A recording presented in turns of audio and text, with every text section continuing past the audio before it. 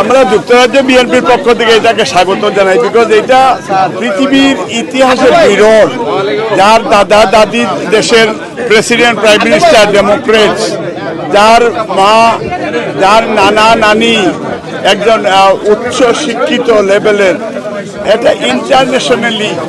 আমরা doctor barrister জাহেমা Rahman, আমি মনে করি যে আমরা তাকে, সে একটা মানবাধিকার কর্মী এবং it's a young barrister, very successful barrister, যে কোনোদিন পরীক্ষায় কোনোদিন ফার্স্ট ক্লাস ফার্স্ট ছাড়া কোনোদিন তার লাস্টে দেয়নি। এই জন্য আজকে আমরা বিএনপি পরিবার, আমি মনে করি গড়ে গড়ে আমাদের জাহেমা জন্মগ্রহণ করা খুবই প্রয়োজন।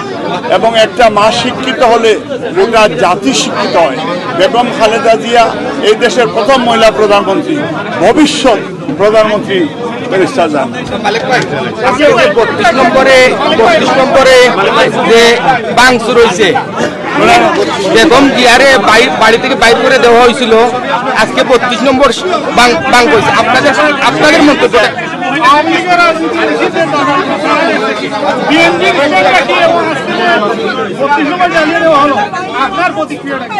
প্রথম হচ্ছে যে এটা আমরা যেটা শিখেছি যে ইন্নাল্লাহ মা'আস-সাবিরিন, প্রথম হচ্ছে আল্লাহ ধৈর্য ধারণের কথা বলেছে। আমার নেত্রী তার বাড়ি থেকে তারা জোর করে তাড়িয়ে দিয়েছে, আমরা ধৈর্য ধারণ করেছি। আমার বাড়িতে আগুন সংযোগ করেছে, গুলি করেছে, আমরা ধৈর্য ধারণ করেছি। এটা আল্লাহর নিশ্চয়ই, এখানে আল্লাহর ইনস্ট্রাকশনের বাইরে কিছু হয় নাই। আর আজকে যেবার যারা জ্বালিয়েছে, নিশ্চয়ই যেটা ইলিয়াস আলী চৌধুরী আলম বা এই ধরনের গ্রুপ ফ্যামিলি, যারা আজকে 3,000 কোমলমতি ছাত্রছাত্রীরা জীবন দিয়েছে, নিশ্চয়ই তারা এইটা একটা অ্যাঙ্গার থেকে তারা করতে পারে। এটার আমি বিরোধিতা করি না।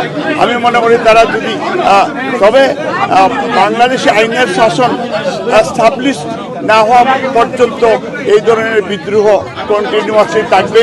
গণতান্ত্রিক সরকারের হাতে ক্ষমতা না আসলে এইটা অব্যাহত থাকবে। প্রথম হচ্ছে আমি একজন দলের একটা, শেখ হাসিনা যে কাজ করেছে এটা খুব খারাপ করেছে, ইন্ডিয়াতে গিয়েছে।